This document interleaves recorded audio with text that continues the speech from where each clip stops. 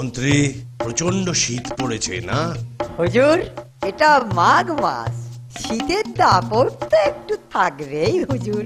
মহারাজ, কথায় আছে না, মাঘের শীত বাঘের গায়ে, অর্থাৎ বাঘও এই শীতকে ভয় পায়। শহরে ঢেড়া পিটিয়ে দাও যে যদি কেউ এই শীতের রাত্রে সারা রাত আকণ্ঠ পুকুরে ডুবে থাকতে পারে তাকে 1000 টাকা নগদ পুরস্কার দেওয়া হবে। শুনুন শুনুন মহাশয়রা, মহারাজ কৃষ্ণচন্দ্রের আদেশ হলো, যদি কেউ এই মাঘ মাসে সারা রাত পুকুরে ডুবে থাকতে পারে তবে তাকে নগদ 1000 টাকা পুরস্কার দেওয়া হবে। মহারাজ, আমি ঘোষণা শুনে এসেছি। মহারাজ, আমি রাজি। আপনি এই বয়সে সারা রাত পুকুরে ডুবে থাকবেন? আপনি কি পাগল? না না না মহারাজ, আমি পাগল নই, পাগল নই। আমার একটি বিবাহযোগ্যা কন্যা আছে। যদি পুরস্কারের টাকাটা পাই তাহলে তার বিয়ের ব্যবস্থা করতে পারি মহারাজ। ঠিক আছে, চেষ্টা করুন। এই সকলে সাক্ষী রইলেন, এই আমি আকণ্ঠ ডুবে থাকছি। প্রহরী ওর দিকে নজর রাখবে। টাকার দরকারে মানুষকে এমনই পাগল হতে হয়।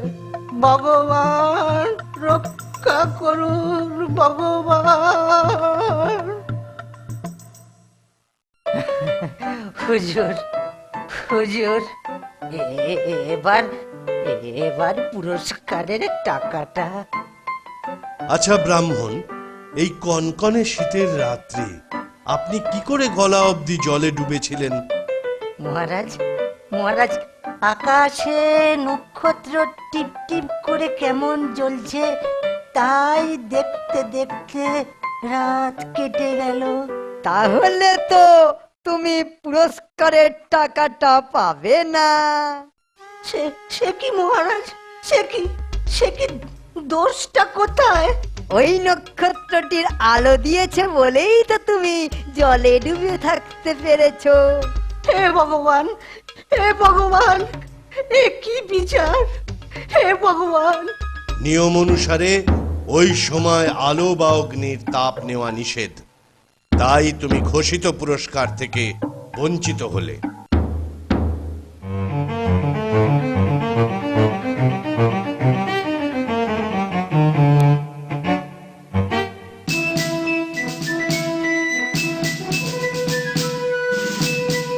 গোপাল, গোপাল, বাঁচাও ভাই, বাঁচাও ভাই। গোপাল, গোপাল, বলো তো গোপাল, এটা কি রাজার ন্যায় বিচার? গোপাল, গোপাল। শুনলাম সব সভায়। শুনেছি তুমি ন্যায় বিচারে রাজাকে সাহায্য করো, কিন্তু কিন্তু গোপাল, তুমি চুপ করে রইলে কেন? আমি কথা দিচ্ছি, আপনার পুরস্কারের টাকা আপনাকে আমি পাইয়ে দেব। আমায় 2 দিন সময় দিন।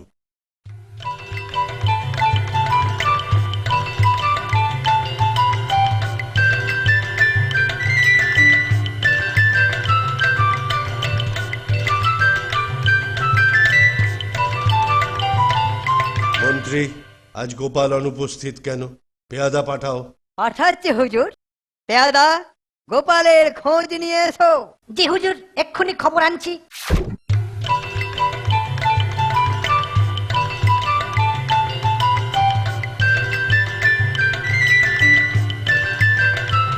গোপাল দাদা কোথায়? গোপাল দাদা!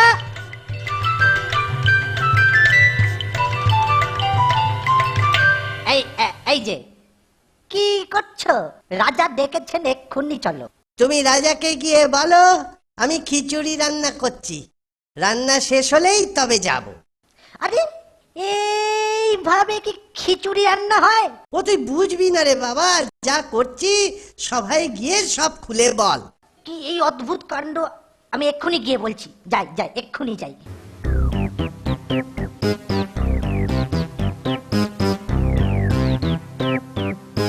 কি হলো? গোপাল কই? মহারাজ বলল খিচুড়ি রান্না শেষ হলে তবেই আসবে। বাড়ি থেকে কেউ নেই?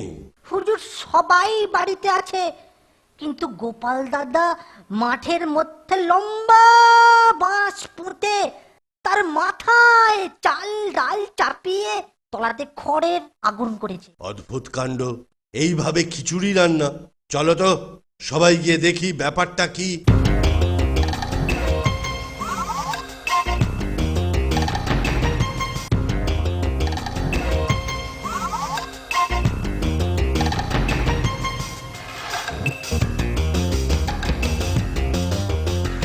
গোপাল, তুমি বাড়ি ছেড়ে মাঠে কেন?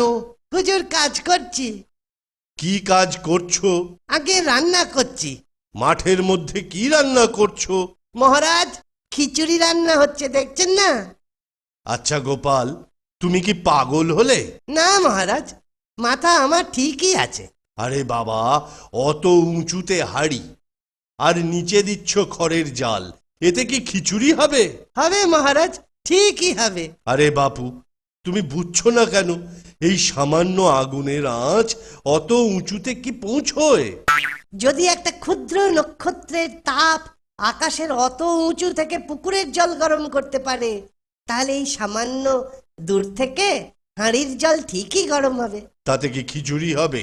নক্ষত্রের তাপ যদি ব্রাহ্মণের শরীর গরম করতে পারে, তাহলে এই তাপও খিচুড়ি তৈরি করে দেবে মহারাজ। বুঝেছি বুঝেছি, ব্রাহ্মণ নিশ্চয়ই তোমার শরণাপন্ন হয়েছে। ও কথা বলছেন কেন? ও রাজার ন্যায় বিচার চেয়েছে, ওর চাওয়াটা কি অন্যায়? তুমি কালই ব্রাহ্মণকে নিয়ে রাজসভায় আসবে, আমি ঘোষিত পুরস্কারের টাকা দিয়ে দেব। ধন্য গোপাল, ধন্য তুমি, ধন্য ধন্য।